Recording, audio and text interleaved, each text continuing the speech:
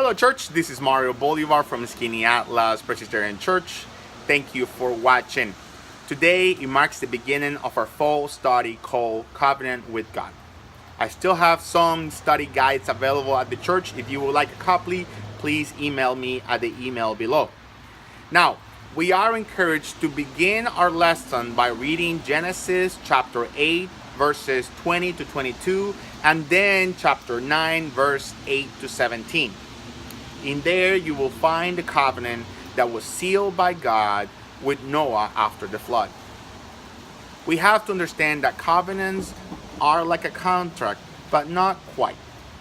See, contracts talk about mutual obligations, while covenants talk about mutual commitments. We can understand that a contract, while it might have legal repercussions, commitments are bigger. Commitments come from the heart and from the soul.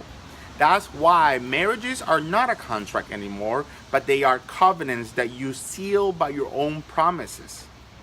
See, also you have to understand that contracts can be broken when one of the parties are unfaithful, while covenants are not like that. You can still be attached to a covenant even if the other party is unfaithful to you. Why? Because your commitment does not depend on the other person's commitment.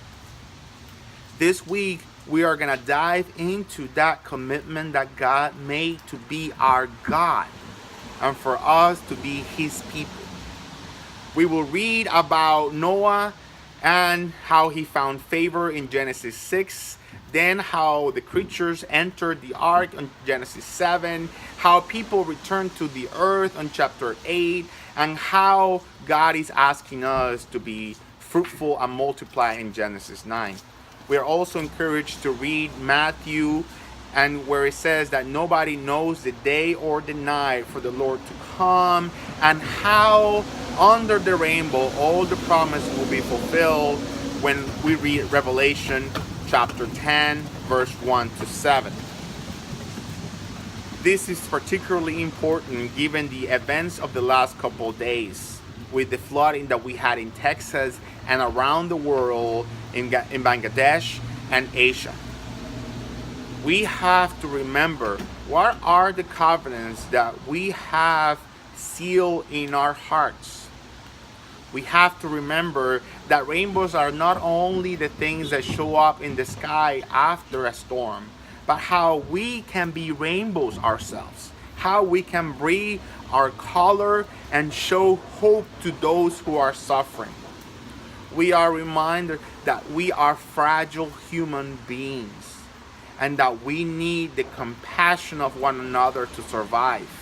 We need the encouragement of one another, but we can only get that compassion and that encouragement from the unlimited source of the grace of God.